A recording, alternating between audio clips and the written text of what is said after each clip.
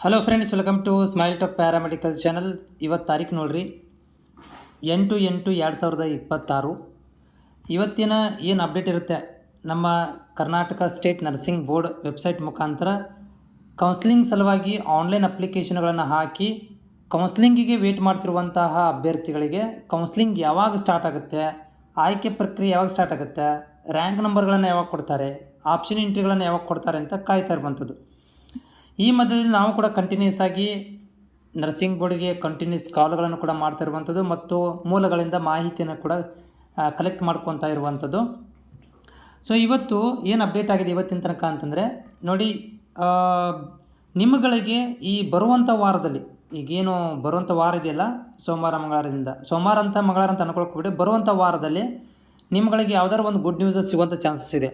ಒಂದು, rank ಲಿಸ್ಟ್ಗಳನ್ನು reject ಲಿಸ್ಟ್ಗಳನ್ನು ಬಿಡುಗಡೆ ಮಾಡುವಂಥದ್ದು, ರ್ಯಾಂಕ್ ಲಿಸ್ಟ್ಗಳನ್ನು ಬಿಡುಗಡೆ ಮಾಡುವಂಥದ್ದು, ಅಥವಾ ಎಡಿಟಿಂಗ್ಗಳನ್ನು ಇನ್ನೂ ಸ್ವಲ್ಪ ಕಾಲಾವಕಾಶ ಈಗಾಗಲೇ ಏನು ಎಡಿಟಿಂಗ್ಗಳನ್ನು ಕೊಟ್ಟಿದ್ದರು ಮತ್ತು ವಿದ್ಯಾರ್ಥಿಗಳಿಗೆ ಹಿತದೃಷ್ಟಿಯಿಂದ ಯಾರು ತಪ್ಪುಗಳನ್ನು ನೀವು ಮಾಡಿದ್ದೀರಿ ಅವುಗಳಿಗೆ ಎಡಿಟಿಂಗ್ಗಳನ್ನು ಮಾಡ್ಕೊಳ್ಳಿಕ್ಕೆ ಮತ್ತು ದಿನಾಂಕಗಳು ಕೊಡ್ಬೋದು. ಒಟ್ಟು ಬರುವಂಥ ವಾರದಲ್ಲಿ ನಿಮ್ಮಗಳಿಗೆ JNM ನರ್ಸಿಂಗ್ ಬೋರ್ಡ್ ವತಿಯಿಂದ ಯಾವುದಾದ್ರೂ ಒಂದು ಅಪ್ಡೇಟ್ ಆಗುತ್ತೆ.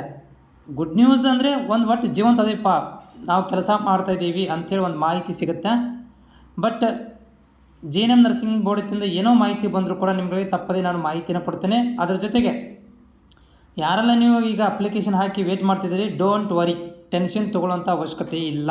ಯಾಕಂತಂದರೆ JNM ನರ್ಸಿಂಗ್ ಆಲ್ರೆಡಿ ತುಂಬ ಬೇಗನೆ ಕೌನ್ಸ್ಲಿಂಗ್ ಪ್ರಕ್ರಿಯೆನ ಆರಂಭ ಮಾಡಿಬಿಟ್ಟಿದ್ದಾರೆ ಈ ವರ್ಷ.